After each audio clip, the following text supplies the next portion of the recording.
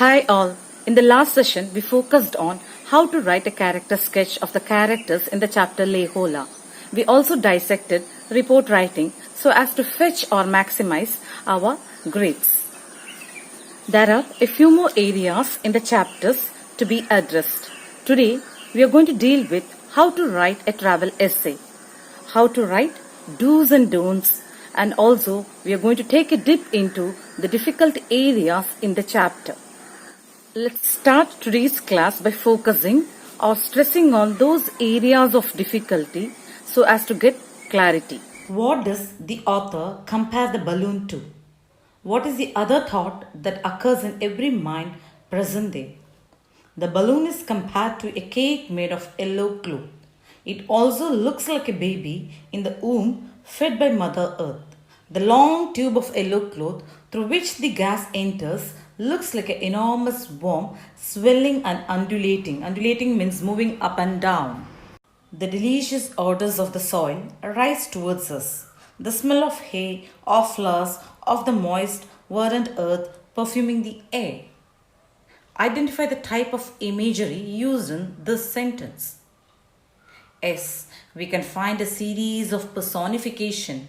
Orders are described to rise towards us as if they are living beings. A strong and continuous order of gas can be plainly observed. How can one observe order? Why does the author say so? Yes, we cannot normally do so. Due to the current of strong air, the balloon expands and the gas leaks out by the escape valve. If we observe carefully, we can smell. Comment on the statement on losing its invisible blood by the escape valve. Gas is the invisible blood. As the blood keeps living things alive, so is the gas in the hot air balloon. It makes the balloon work. Why do you think the balloon stops all of a sudden? As the air pressure comes down, when it reaches certain height, a height of 2350 meter, the balloon stops down. Look at the expression delicious inertia. Can you identify the figure of speech used here? It is oxymoron because two contrary things are combined. Inertia means unwillingness. You need an external force, whereas delicious goes with a positive quality like delicious food. How does the polar star guide the traveler? The polar star is often called the North Star. For centuries, travelers have been depending on the polar star to know the direction. What does the author convey through the world fleeting under our feet? The author uses personification to convey the expression of rapid movement of the earth while traveling in the balloon. In the sentence, the rope has been religiously enclosed. How is the adverb religiously connected with the verb enclosed? We know that here the adverb modifies the verb. The term religiously stands for carefully, which means the rope is carefully enclosed. Not a single bird follows our mad flight. Why are the birds hesitant to follow the balloon? A heavy thunder was heard, and probably they didn't want to be caught in the storm. Also, they might have taken the balloon for a monster. This chapter, of course, as you all know, deals with travel. We have to consider certain things before planning a trip. That is, there are certain areas we have to focus on and there are certain areas we have to avoid. So as to make our travel a great success. This question will, of course, fetch you high marks. This is one of the easiest questions that will be in the question paper. Here are certain tips to write do's and don'ts. We have to see that we use very short and meaningful sentences. Usually, we use imperatives. Imperatives means sentences with the tone of commands and request. Then the most important thing is we have to use simple present tense. Here is a model question for you. While planning a trip, we have to consider many things. What are the do's and the don'ts while doing so? So, first let's attempt do's. We can see the positive sentences used. For example, take a first aid box. Take a camera. Wear convenient clothes. Make sure that you are healthy. Take mobile phones. If you observe carefully, you can find all these sentences are very short. Writing don'ts. It's pretty easier. It's enough that you use don't before the sentences. Don't carry too much luggage. Don't carry alcoholic drinks or drugs. Don't take inflammable substances. Don't eat heavy food. We know those are those things that we have to avoid so as to make our travel safer and more easier. Keeping in mind with these do's and don'ts, let's learn how to write a travel essay.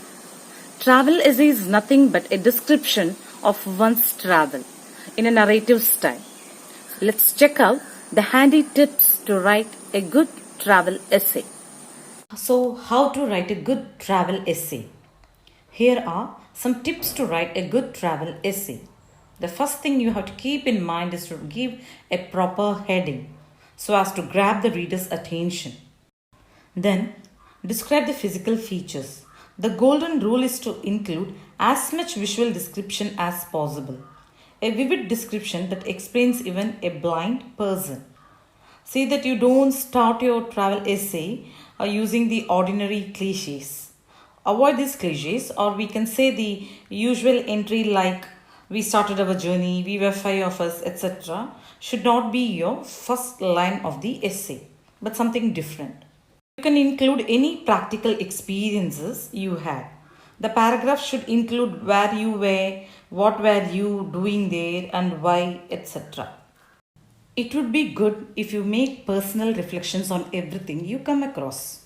Don't sound too big unless it's working. It should sound natural and not formal. Must sweep the reader up and carry them off on the journey with you. And the last thing that you have to keep in mind is the systematic approach.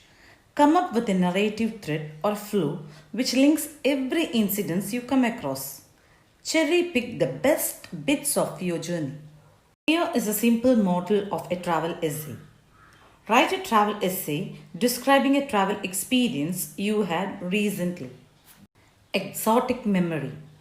Mysore, the city of opulent places, glittering silks and sandalwood handicrafts. When walking through the crowded streets of Kozhikode, the wind carried aroma of sandal from some of the shops. The fragrance triggered my memory of my visit to Mysore along with my family. Happy faces and chattering crowds were very much like the streets of Mysore. The only thing I missed was the usual tourists with their backpacks.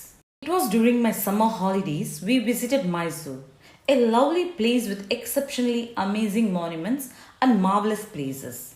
It was with great excitement and anticipation we began our trip, and it turned out to be one of the most glorious and action-packed one that I had so far. We started our journey by early 5:30 a.m. by car. It was a long way. We reached by 10:30 a.m. Mysore Palace was where we halted first. It is one of the most famous tourist attraction in India after Taj Mahal, with the most beautiful interiors. It took hours to discover and explore its beauty. We were hungry and had some brunch from one of the cafes of the city. Mysore is commonly described as a city of palaces. Chamundi Hills was our next destination. This is a top tourist magnet that draws in photographers, nature lovers, and devotees every day of the year. This is a splendid viewpoint that covers a wide angle of the city. Our next destination was the Silk Emporium. We purchased some sandalwood stuffs of our choice. We required some rest and hence headed towards Brindavan Garden. To our amazement, we learned that around 1 million tourists visited this garden per year. As it became dark, the laser show became the prime attraction. It was absolutely a real feast for our eyes. After spending 2 hours, with great reluctance, we rushed back to the car, hoping and wishing to visit this place again. I had to say goodbye, though not willingly. It was an end to one of the most beautiful journey I had. reached home by 12:30 p.m. We were all equally tired and went to sleep, only to wake up and realize that our memorable journey had come to an end. I hope you were able to capture the essence of today's session. Make sure that you go through all the stuffs that we have been discussing in this session and the last session. I think that will do for today. Take care. Thank you.